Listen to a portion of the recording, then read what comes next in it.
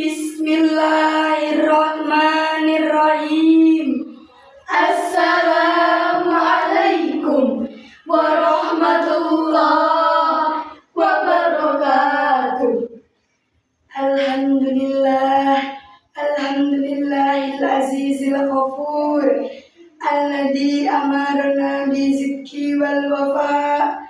Assalatu wassalamu ala sayyidina Muhammadin Mustafa wa ala alihi wa sahbihi wa salim taslima katsira. Amma ba'd. Dewan juri yang arif lagi bijaksana, ma'asyiral muslimin wal muslimat rahimakumullah. Perundungan atau biasa dikenal dengan istilah bullying akhir-akhir ini menjadi masalah sosial yang meresahkan kalangan masyarakat. Perundungan merupakan perbuatan yang menjatuhkan seseorang, lemahkan mental, isi kepala, bahkan batin, yang dilakukan oleh individu atau sekelompok orang lain. Hal ini dilakukan oleh orang yang lebih berkuasa atau lebih kuat dengan tujuan menjatuhkan, melukai, bahkan balas dendam sehingga berakhir pada pembunuhan. Maka dari itu, Komisi Perlindungan Anak Indonesia mencatat sepanjang tahun 2023 hingga saat ini sekitar 3.941 kasus perundungan yang terjadi di Indonesia.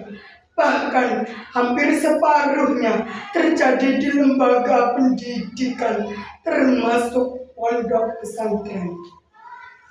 Menurut United menyatakan bahwa perundungan dikenali dengan 3 ciri, yakni dilakukan dengan sengaja, terjadi secara berulang-ulang, dan adanya perbedaan kekuasaan sehingga menyebabkan rasa sakit pada korban, baik secara fisik maupun psikologis. Gina Amanda menulis di dalam sebuah bukunya yang berjudul Stop Bullying menyatakan bahwa seseorang yang mengalami bullying akan mengalami kesehatan mental yang tidak stabil, gangguan kecemasan atau labil. Bahkan lebih buruknya akan menderita depresi hingga bunuh diri. Kita sebagai umat Islam dilarang untuk melakukan perundungan, baik secara fisik maupun psikologis. Relakah jika orang yang kita sayangi, yang kita senangi, yang kita tegakkan, dijatuhkan, dihina, bahkan diolok orang lain hanya untuk kesenangan semata? Tentu tidak. Maka dari itu, apa yang harus kita lakukan untuk mencegah dan menghindari perundungan? Sebagai jawabannya, mengeliminasi perundungan di kalangan remaja dengan berlandaskan Quran Surah An-Nisa ayat 148 yang akan dilantunkan oleh Qari'ah kami berikut ini. A'udzubillahi minasyaitonirrajim. Bismillahirrahmanirrahim. La yuhibbullahul jahra bisu'i minal qawli illa man zulim. Wa kana Allahu sami'an alima. Aku berlindung kepadamu ya Allah dari godaan syaitan.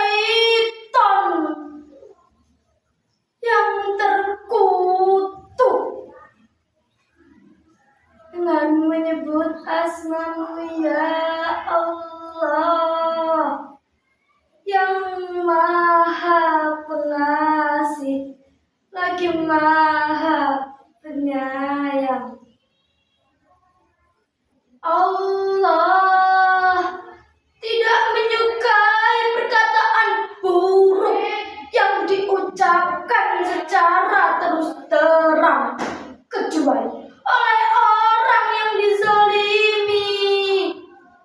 Dan Allah Maha mendengar, Maha melihat. Hadirin wal hadirat rahimakumullah.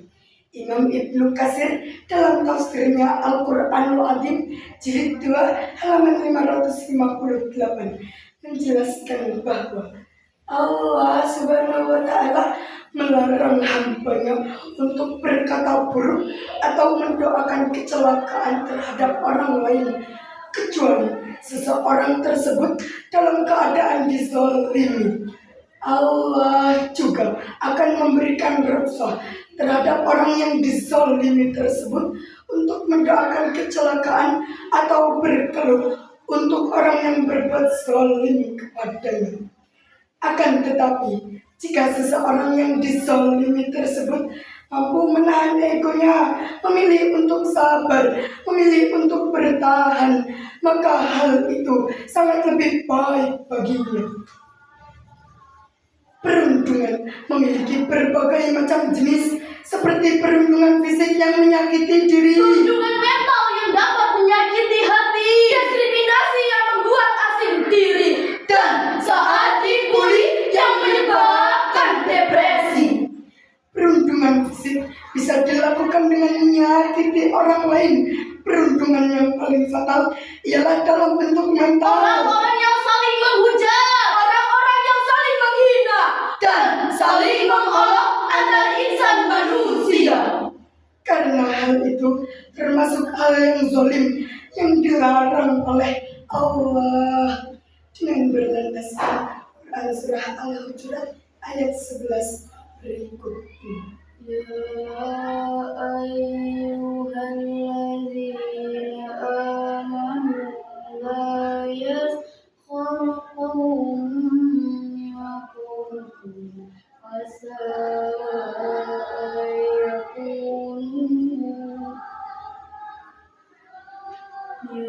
qaumin asa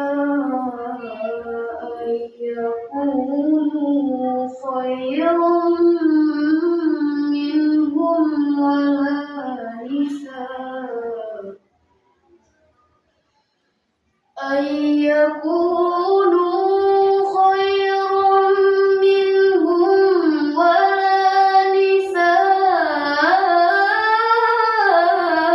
nisa'un min nisa'in asa ayyakunna khairan wala nisa'un min nisa'in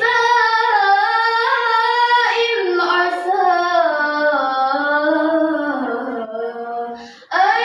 ayyakunna khairan minhun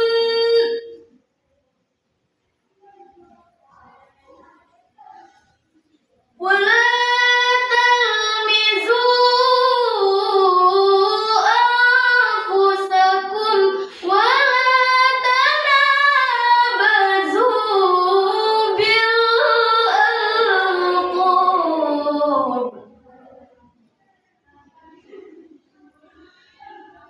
bi'sal ismul fusuqu ba'dal iman wa man lam yatub fa ulaika humuz zalimun wa man lam yatub fa ulaika humuz zalimun.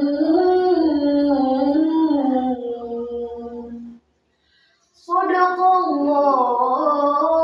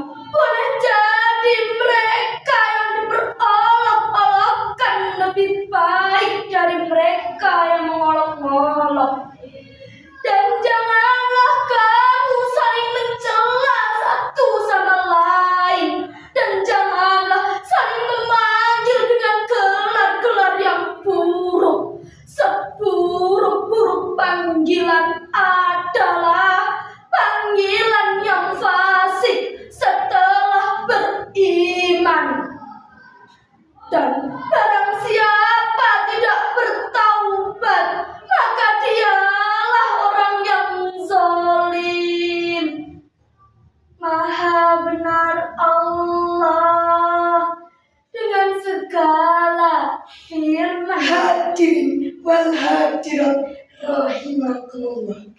Diriwayatkan bahwa asbabun nuzul ayat ini turun berkenaan dengan tingkah laku Khalifah Bani Tamim yang pernah berkunjung kepada Rasulullah. Lalu mereka memperolok-olok beberapa sahabat yang fakir dan miskin seperti Ammar, Suhaib, Bilal, Salman Al-Farisi, dan yang lainnya karena pakaian mereka yang sangat sederhana. Kemudian Allah menurunkan ayat ini sehingga menurut Ahmad Mustafa Al-Marahi dalam tafsirnya Al-Marahi jilid 26 halaman 921 menjelaskan bahwa kata ayahuna khairu minhum berarti boleh jadi orang yang diolok-olok itu lebih baik akidah dan akhlaknya di sisi Allah Subhanahu wa Ta'ala daripada orang yang mengolok-oloknya. Rasulullah Shallallahu Alaihi Wasallam juga mengingatkan kepada kita bahwa takwa itu letaknya di hati dan kita harus menjauhkan perilaku yang merendahkan orang lain. Dengan demikian hadirin, apakah kita masih rela dengan orang yang mementingkan kesenangannya sendiri dan bersenang-senang di atas derita orang lain, lalu bersenang-senang dan bermain-main menyakiti hati orang lain?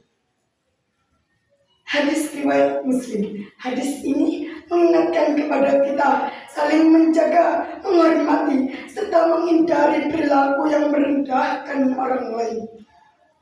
Ikhwanul kiram, dari syarahan kami tersebut dapat diambil kesimpulan bahwasanya perundungan merupakan sebuah kasus bullying yang menjatuhkan seseorang. Maka dari itu kita sebagai umat Islam dilarang untuk melakukannya karena perilaku tersebut dapat merendahkan orang lain. Oleh karena itu hadirin, mulai detik ini mari kita bungkam perundungan. Hindari celaan, hentikan hinaan, stop bullying, katakan tidak pada perundungan. Mungkin cukup sekian syarahan yang dapat kami sampaikan. Kurang dan lebihnya kami mohon maaf, dan kepada Allah lah kami mohon ampun. Ihdinas syiratal mustaqim. Wassalamualaikum warahmatullahi